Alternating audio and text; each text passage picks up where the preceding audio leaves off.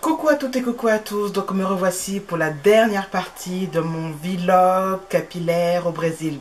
Vous allez voir le titre, j'ai mis presque, c'est parce que je suis revenue au Canada. Donc, je me suis lâchée au niveau des produits capillaires au Brésil. Comme je l'ai dit sur la précédente vidéo, j'ai commencé à suivre certaines Instagrammeuses, YouTubeuses brésiliennes. Et une m'a suggéré certains produits de la marque Salon Line. J'ai pas tout acheté car j'ai acheté les produits qui me parlaient. Donc pour terminer, je vais faire une petite rectification. J'ai dit quelque chose sur la première vidéo au sujet des nanas de type 4C qui faisaient des wash and go. Alors je ne vais pas vous mentir que je fais un gros mea culpa.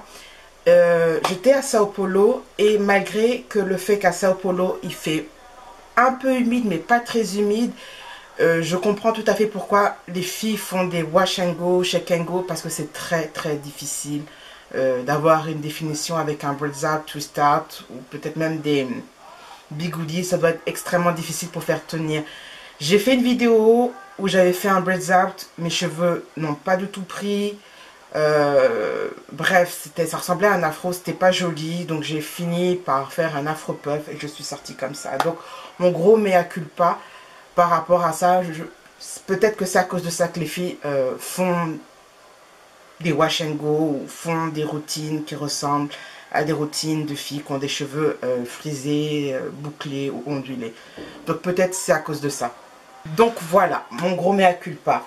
Sinon, autre chose, Salon Line a deux gammes pour enfants. Une gamme bébé et une gamme qu'ils appellent kids. Donc j'ai un peu pris les deux, plus ou moins. Parce que je trouvais pas toute la gamme que je voulais. Donc j'ai pris finalement ce que je cherchais pour mon fils. C'est écrit mère et fille, mais on peut aussi l'utiliser pour les cheveux des garçons, ok?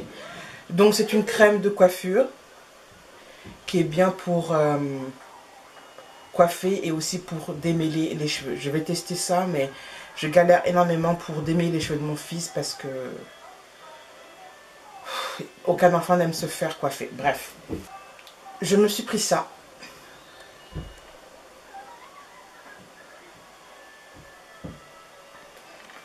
C'est un autre masque nutritif, donc il ne me coûtait pas cher et j'avais envie de me le prendre, donc je me le suis pris. Ensuite, j'ai l'ami de mon copain qui m'a suggéré une gamme plus naturelle que Salon Line, une gamme vegan. Donc elle m'a suggéré Lola Cosmétique.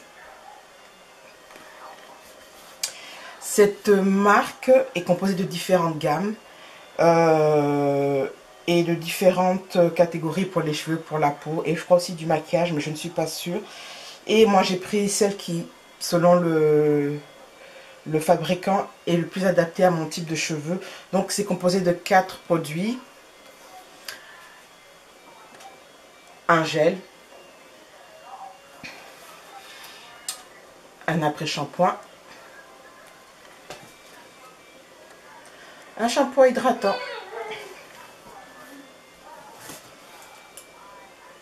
et bien sûr, comme à son habitude, une crème de coiffure.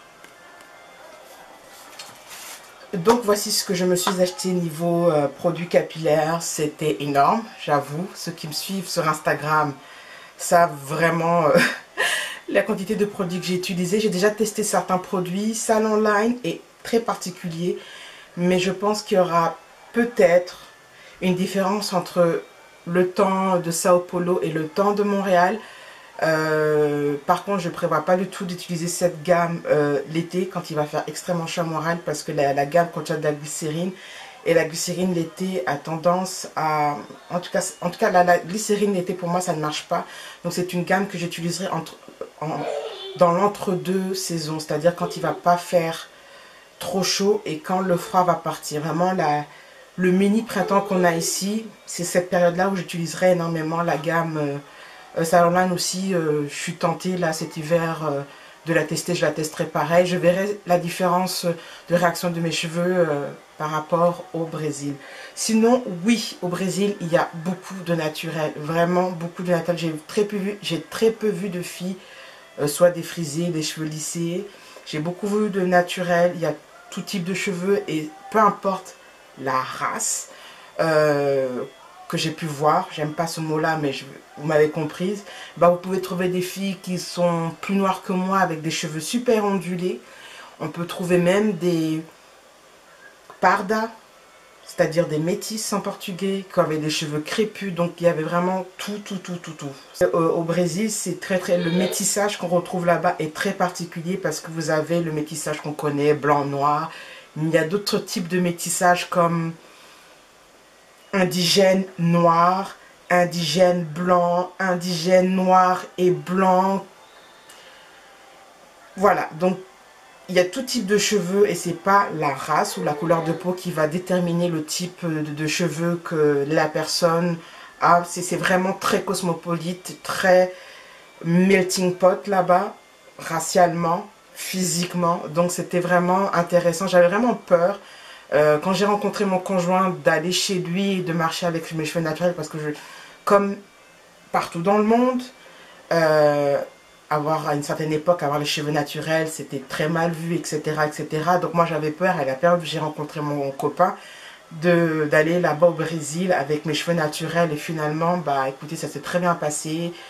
Les gens ne vous regardent pas bizarrement, il y a plein de naturels et tous les types de cheveux naturels que vous pouvez croiser. Donc c'est vraiment un mélange. Par contre, j'ai vu beaucoup de filles mettre des rajouts, mais j'ai très peu vu de filles avec des tresses collées. Pratiquement, j'en ai pas vu. J'ai juste vu des filles avec des rajouts libres, mais pas de tresses plates. J'ai pas vu ça. Pas beaucoup vu de loxé aussi. Pas beaucoup. Beaucoup plus de filles de type... je mentirais pas. Beaucoup vu des filles de type ondulé, bouclé et frisé. Que j'ai surtout vu. Et quelques filles avec des cheveux de type 4. Que ce soit 4A, 4B, peu importe. Mais très peu de filles avec des types 4. Donc voilà. Donc c'est ma dernière vidéo capillaire du Brésil. Et puis on va enchaîner sur mes accessoires que j'ai achetés au Brésil.